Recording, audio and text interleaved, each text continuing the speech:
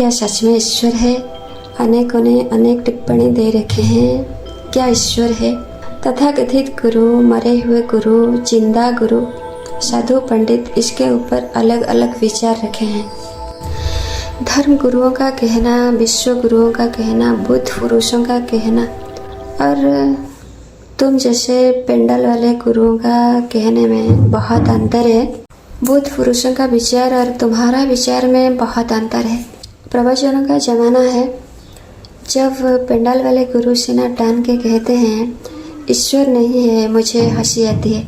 सच में ऐसा लगता है वो ईश्वर को खोजने निकला था और ईश्वर कहीं मिला नहीं। अपना प्रवचन के लिए यहाँ आके चेयर का दाम लगाता है। ये रहा चेयर का दाम लगाने वाला गुरु निकला था कभी ईश्वर को खोजने के लिए। रेडीमेड शिष्य इकट्ठे करने वाला गुरु बोलता है ईश्वर नहीं है। लोग सुनते भी हैं ईश्वर नहीं है, दुनिया को कहते फिरते हैं ईश्वर नहीं है। मंदिर क्यों जा रहे हो? ये काठ पत्थरों को क्यों पूजा कर रहे हो? पेड़ पौधों को क्यों पूजा कर रहे हो? सूरज को जल चढ़ाने का क्या अर्थ है? वास्तु शास्त्र को क्यों मानते हो? खुद तुम्हारा भारत भूमि उत्तर दिशा में है। पूर्व में जब सोने जा पूर्व पश्चिम का दिशा खोजते हो। तुम लोगों का हिसाब से ईश्वर का कोई नाम होना चाहिए, रूप होना चाहिए, गुण होना चाहिए, चमत्कार भी होना चाहिए। कोई चमत्कार दिखाने वाला, करने वाला होना चाहिए। ईश्वर को खोजने कौन गया था? यहाँ ईश्वर नहीं है, वहाँ ईश्वर नहीं है, मंदिर में ईश्वर नहीं है, क्यों चिल्लाते हो? बुद्ध ईश्वर को खोजने के लिए तो नहीं गए, महावीर भी ईश्वर को खोजने के लिए नहीं गए, कृष्ण भी ईश्वर को खोजने के लिए नहीं गए, न राम खोजने के लिए गए थे ईश्वर को। तो कौन गया था ईश्वर को खोजने के लिए? कबीर नहीं गए थे ईश्वर को खोजने के लिए, नानक भी नहीं गए थे ईश्वर को खोजने के लिए, साधु संत कभी ईश्वर को खोजने के लिए नहीं गए। ईश्वर को खोजने के लिए कौन गया था? कोई नहीं गए थे। सबको अपना तलाश था। अपने को ढूंढते ढूंढते, अपने को खोजते खोजते सब ईश्वर तक पहुंच गए। इसका मतलब तुम अपने को बड़ा नास्तिक मानते हो, निराकारवादी मानते हो, ब्रह्म मानते हो, आत्मा मानते हो। अच्छा ये बताओ, कल रात को तुम्हारा मन में क्या क्या ख्याल आया था, क्या क्या विचार आया था, कौन सा भाव उठा था? ये नहीं बता सकते हो? कोई बात नहीं, ये तो बता सकते हो 2 मिनट पहले तुम्हारा मन में क्या क्या विचार आया था। ये तो बता सकते हो सोते जगते उठते बैठते विचारों के प्रति तुम्हारा जागरूकता कितना है। कोई साधना नहीं, कोई संघर्ष नहीं, डायरेक्ट PhD। भले ही हम आध्यात्मिक का पहला सीढ़ी में पाँव नहीं रखे हैं, बट हम धार्मिक नहीं।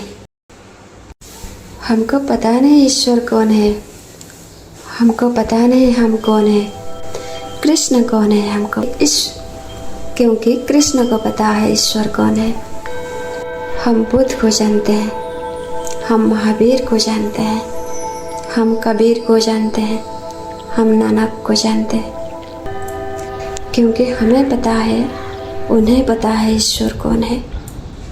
कृष्ण कभी नहीं गए ईश्वर को खोजने के लिए, क्योंकि हर वक्त उन्हें पता था साकार रूप में वो शरीर है, निराकार रूप में वो ब्रह्म है। 10 अवतार का ज्ञान था उन्हें, 10 अवतार का प्रारब्ध उन्हें पता था। समय को बहुत पीछे ले जाने के लिए कृष्ण सक्षम थे। कृष्ण अपने शरीर को पूरी प्रकृति के हवाले कर दिया था। अकेला कृष्ण अपने शरीर को प्रकृति के हवाले कर दिया था। इसलिए तो अपने जिंदगी को खेल माना। पूरी जिंदगी कृष्ण शरीर से डिटैच रहे, अपने विचारों से डिटैच रहे, नेचर के अगेंस्ट कभी गए नहीं। श्री कृष्ण जी को कभी सोचना नहीं पड़ा शरीर भाव को कहाँ रखें और ब्रह्म भाव को कहाँ रखें। आत्म भाव को जिंदगी बना लेते, जिंदगी को पूर्ण बना दी। शारीरिक भाव में कृष्ण कभी जिंदगी जिए नहीं, तो अहंकार का प्रश्न क्यों? अपना जिंदगी को प्रेम से शुरू किया। कृष्ण अवतार प्रेम में शुरू हुआ, प्रेम में खत्म हुआ। श्री कृष्ण जी का जीवन राधा जी के साथ शुरू हुआ था, अर्जुन जी के साथ खत्म हुआ। अलग से साधना कभी उन्हें करना नहीं पड़ा। जहाँ शरीर का सवाल नहीं होता,